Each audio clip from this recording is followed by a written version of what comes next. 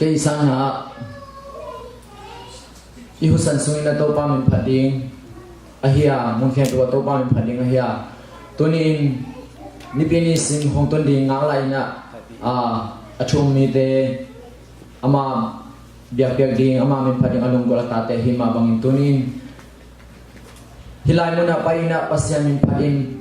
to pa hoina pulakin ama inna late sakin chipen kanel to nga kipan kalunggul mama hiya ka ngai sunna ta ahile mite to pasyan min phat khom ding chi beng ma kalunggul pen pen ahi hi katumna la shan ro sangka ding ina pasyan thutel ma ding ina to chang ina pasyan min phat ding chi ka ut kalunggul pen pen ahiya ai zong ina sangka hun lemlo hi ma ta sele pasien ama min phat thei na ding ina thuno ngom piang mai na pi takin lungdam ma in tunin zong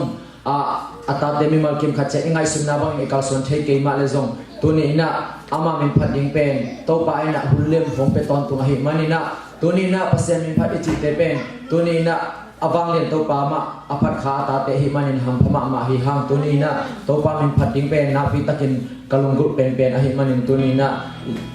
la kharong saning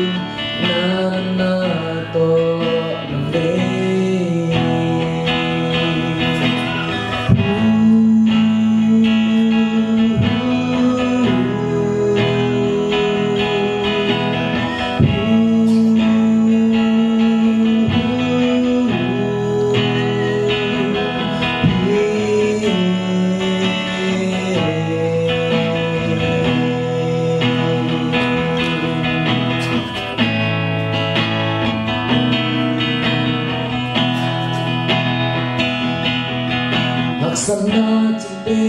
ka thema ngon ke to no num khom ton tu hi min na ta bang no ke mo long kham hak sana ka to ka zela so tang lang la pi ke nong kwa hi rin bang ka ka sa pi o